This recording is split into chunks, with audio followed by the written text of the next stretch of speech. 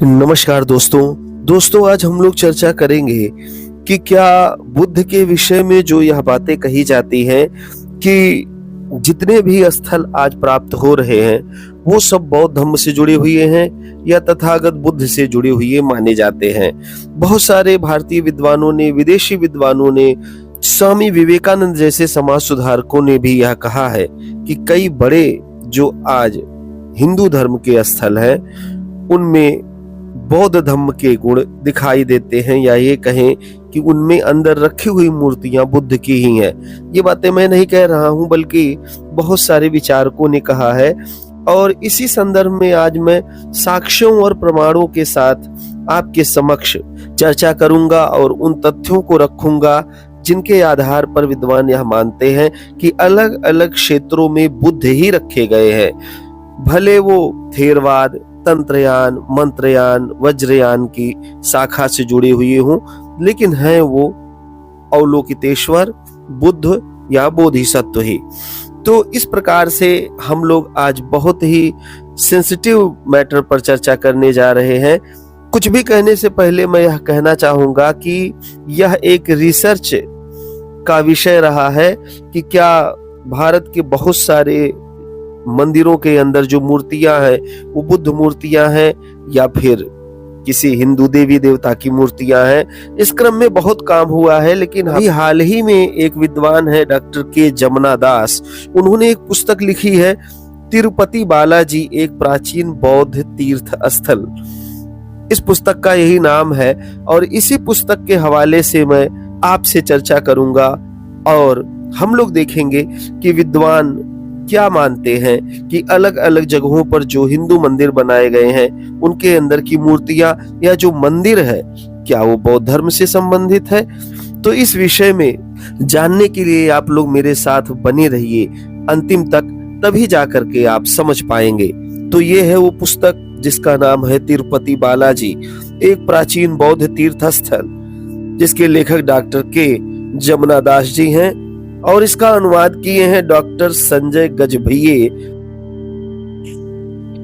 यहाँ पर अनुवादक के विषय में दिया हुआ है कि डॉक्टर संजय गजभिये राष्ट्रभाषा कोविड MCom, MA economics, Ambedkar thought, Pali and Prakrit, political science, sociology, public administration, ancient Indian history, culture and archaeology, Buddhist studies, इतने विषयों में इन्होंने एमए की डिग्री ली हुई है। इसके बाद नेट पाली में किया है इन्होंने, Buddhist, Jain, Gandhian and peace study में भी ये नेट है। इन्होंने अंबेडकर थॉट से एमफिल किया है और अंबेडकर थॉट से ही पीएचडी की डिग्री ली हुई है। तो काफी पढ़े लिखे हैं डॉक्टर संजय गजभिये, जिन्होंने इस पुस्तक का हिंदी में अनुवाद किया है। यह पुस्तक सम्यक प्रकाशन से प्रकाशित हुई है।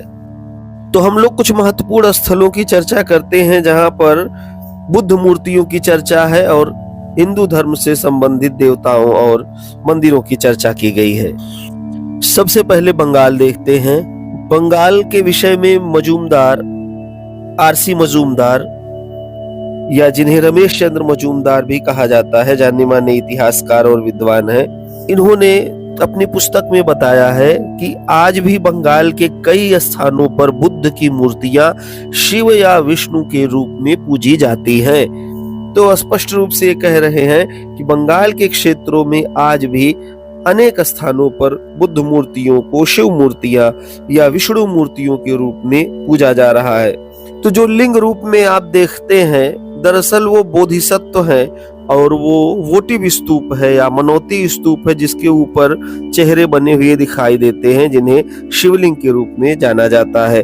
तो इस तरीके की मूर्तियों को वहां शिव मूर्तियों के रूप में, और जो एक बड़ी माला धारण की हुई मूर्तियां मिलती हैं, हाथ में कई आयुध वगैरह पकड़े रहते हैं, तो उन्हें विष्णु मूर्ति कहा जाता है। जबकि इन मूर्तियों के पीछे आप जब देखेंगे तो वज्रयान शाखा का एक प्रतीक आपको दिखाई दे जाएगा, जो कि खुले मुंह वाला होगा और बहुत गुस्से में दिखाई देगा।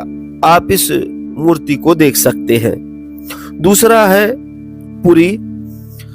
पुरी के विषय में एल.एम. जोशी साहब 1977 में लिखते हैं और बताते हैं कि शंकराचार्य द्वारा स्थापित एक केंद्र उड़ीसा के पुरी में स्थित है। स्वामी विवेकानंद के अनुसार, जो कि शंकर संप्रदाय के विद्यालय के एक प्रमुख आधुनिक शिक्षक थे, जगन्नाथ का मंदिर एक पुराना बौद्ध मंदिर है।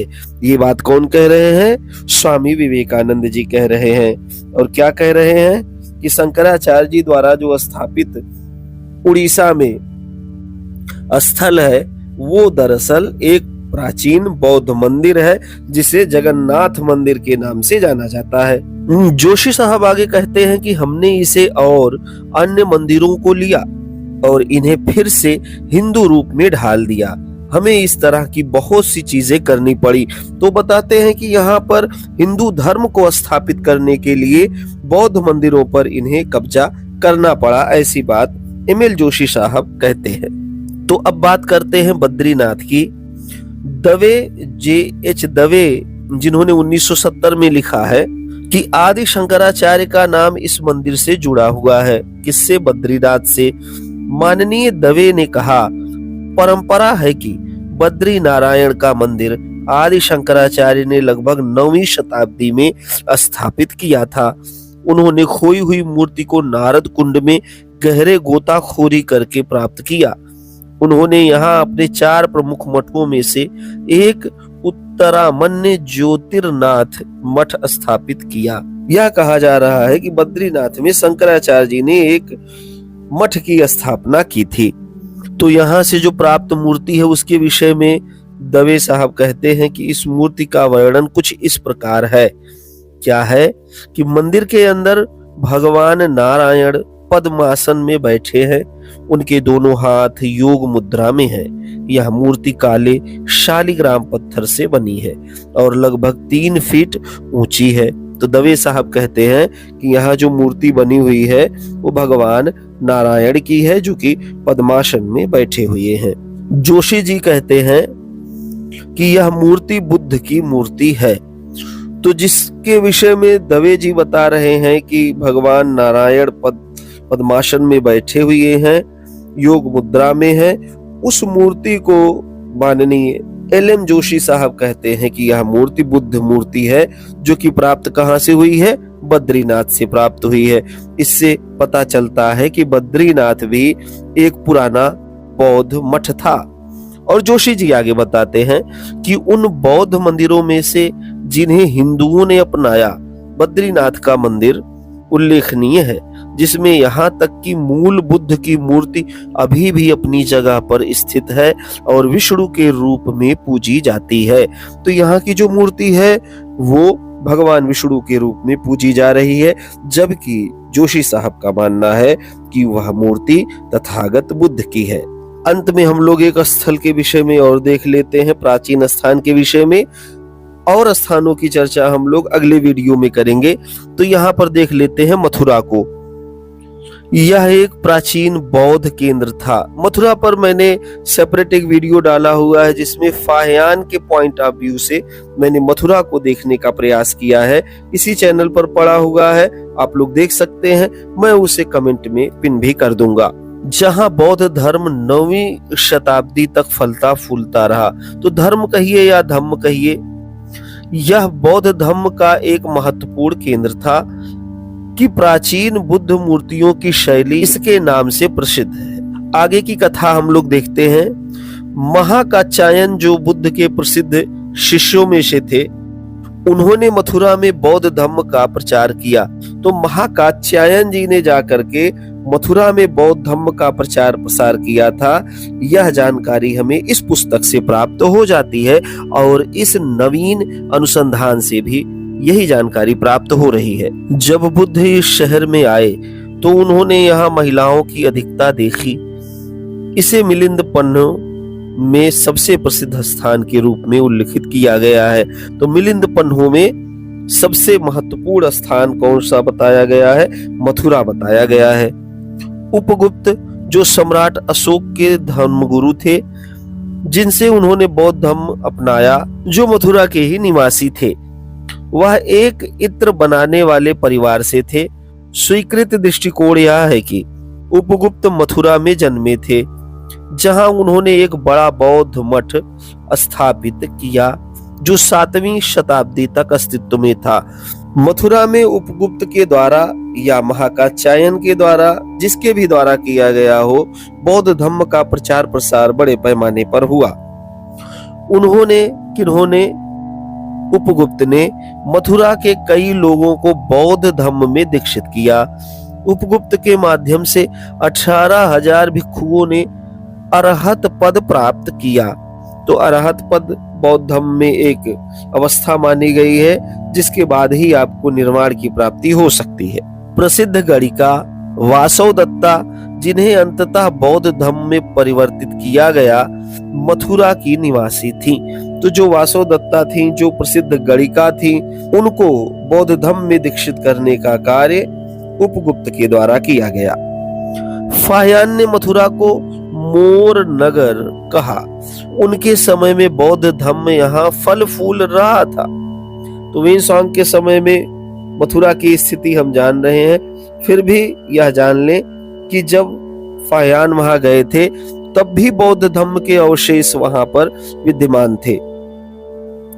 वेनसोंग ने भी यहाँ यात्रा की और उन्होंने देखा कि नगर की सीमा 20 ली में थी।